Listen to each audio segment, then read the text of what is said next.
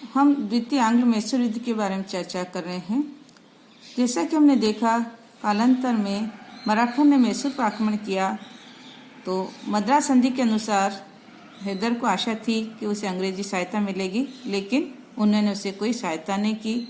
साथ ही अंग्रेजों ने कालांतर में फ्रांसीसी बंदरगाह माही के ऊपर अधिकार कर लिया और हैदर और फ्रांसीसियों के मित्रतापूर्ण संबंध थे, इससे उसे आर्थिक कठिनाइयां होने लगी और युद्ध सामग्री प्राप्त होने में भी समस्या उत्पन्न होने लगी।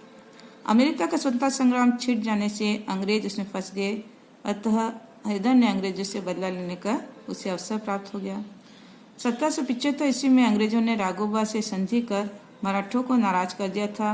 मराठों ने हैदर से सहायता मांगी और हैदर ने मराठों को सहायता देकर अंग्रेजों के साथ मतभेद और बढ़ा दिए थे। अंग्रेजों ने 1780 में युद्ध छेड़ने को विवश होना पड़ा। हैदर ने इस अवसर पर अंग्रेजों के विरुद्ध मराठा और निजाम से सहयोग प्राप्त कर एक त्रिगुट का निर्माण कर लिया था और मराठों और अंग्रेजों का प्रथम युद्ध आरंभ हो चुका था। निजाम के संबंधी वसाला जंग से अंग्रेजों ने गुंटूर का जिला छीन लिया था, जिससे निजाम भी अंग्रेजों से नाराज था। युद्ध आरंभ होने से पूर्व ही वारेन हेस्टिंग ने कूटनीति से काम लिया। उसने निजाम को गुंटूर का क्षेत्र लौटाकर अपने पक्ष में कर लिया था।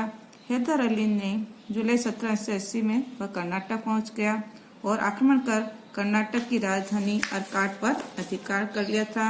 इस समय हैदर अली को फ्रांसीसियों का सहयोग भी प्राप्त हो रहा था। अंग्रेजों की एक सेना को मद्रास भेजा गया। जून 1781 में सर आयरकूट ने हैदर को पोर्टोनोवा के नामक स्थान में पराजित किया था और अंग्रेजों ने सितंबर 1781 को हैदर को बुरी तरह शोलिंगर के युद्ध में भी पराजित किया।